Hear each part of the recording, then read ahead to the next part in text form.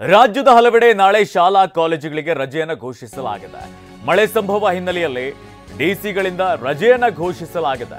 ಹಾಸನ ಜಿಲ್ಲೆಯ 5 ತಾಲೂಕುಗಳ ಶಾಲಾ ಕಾಲೇಜುಗಳಿಗೆ ರಜೆಯನ್ನು ಘೋಷಿಸಲಾಗಿದೆ. ಹಾಸನ, ಸಕಲೇಶಪುರ, ಆಲೂರು, ಅರಕಲಗೂಡು, ಹೊಳೆನರಸೀಪುರ ತಾಲೂಕುಗಳಲ್ಲಿ ಶಾಲಾ ಕಾಲೇಜುಗಳಿಗೆ ನಾಳೆ ರಜೆಯನ್ನು ಘೋಷಿಸಲಾಗಿದೆ. ಇನ್ನು ಚಿಕ್ಕಮಗಳೂರು ಜಿಲ್ಲೆಯ 5 ತಾಲೂಕಿನಲ್ಲಿ ರಜೆಯನ್ನು ಘೋಷಿಸಲಾಗಿದೆ. ಕಳಸ, ಮೂಡಿಗೆರೆ, ಶೃಂಗೇರಿ, ಕೊಪ್ಪ, ಎನ್ಆರ್ಪುರ ತಾಲೂಕಿನ ಶಾಲಾ ಕಾಲೇಜುಗಳಿಗೆ ರಜೆಯನ್ನು ಘೋಷಿಸಲಾಗಿದೆ.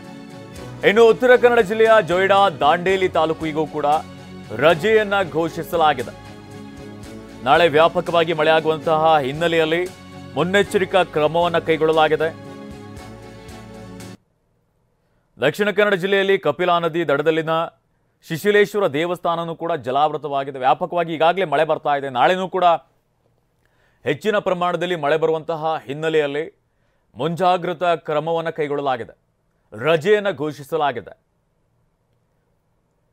ಶಾಲಾ ಮಕ್ಕಳು ಕಾಲೇಜಿಗೆ ಹೋಗೋರು ಓಡಾಡೋದಕ್ಕೆ ಸಾಧ್ಯವಾಗುವುದಿಲ್ಲ. ರಸ್ತೆಗಳಲ್ಲಿ ಮಂಡಿಯುದ್ದ ನೀರಿದ್ದಂಥ ಸಂದರ್ಭದಲ್ಲಿ ಅವಾಂತರಗಳು ಸೃಷ್ಟಿಯಾಗುತ್ತೆ. ಈ ಹಿನ್ನೆಲೆಯಲ್ಲಿ ಶಾಲಾ ಕಾಲೇಜುಗಳಿಗೆ ರಜೆಯನ್ನು ಘೋಷಿಸಲಾಗಿದೆ.